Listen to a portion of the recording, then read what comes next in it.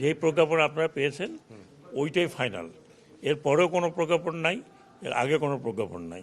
তো আগে কি হয়েছিল না হয়েছিল যেটা আমরা বলি যে অফিসিয়ালি পিছনে গিয়েছিল সেটা ক্যান্সেল হয়ে যায় পরবর্তী আদেশে। আমি ওটা জানি না উনি কী করছেন, যেভাবে ওনারা বলেছেন। আমি হচ্ছে প্রজ্ঞাপন জারি করার লোক, I am not a decision maker. এই বিষয়ে ডিসিশন যারা নিয়েছেন তারা ডিসিশন নিয়ে আমাকে বলেছেন প্রজ্ঞাপনটা জারি করতে।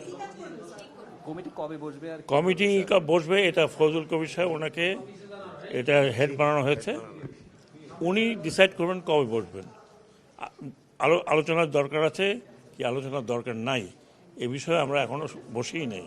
তার আগেই এটা প্রত্যাহার করা হয়েছে এবং সে প্রত্যাহার করার পরে তাদের দাবি দেওয়া আছে কি নাই সেটা তাদের লোকজন আসলে পরে বললে তখন আমরা বসে তাদের সাথে কথা শুনতে পারবো। পোর্ট অ্যাকচুয়ালি বন্ধ ছিল না, আমি বলি আপনাদেরকে।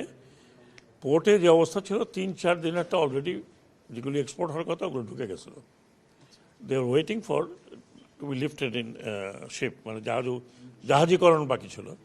কাজে ওইটাতে কোনো এফেক্ট হয়নি 3 দিন। যেটা এফেক্ট হয়েছে সেটা হচ্ছে এই জাহাজীকরণের পরে যেগুলো ভিতরে যাওয়ার কথা কাস্টম চেকিংয়ের পরে সেগুলোতে এফেক্ট হয়েছে। বাট আর্থিক ক্ষতি কেমন আমি এখনও নিরূপণ করিনি, বাট খুব বেশি একটা কিছু না, খুব বেশি হয় না। কারণ 3 দিন তো 3 দিনে যেগুলো উঠে গেছে এখনও হয়তো লাস্ট উঠে যাচ্ছে, তো যখন খালি হবে তখন তো নতুনগুলো আসবে।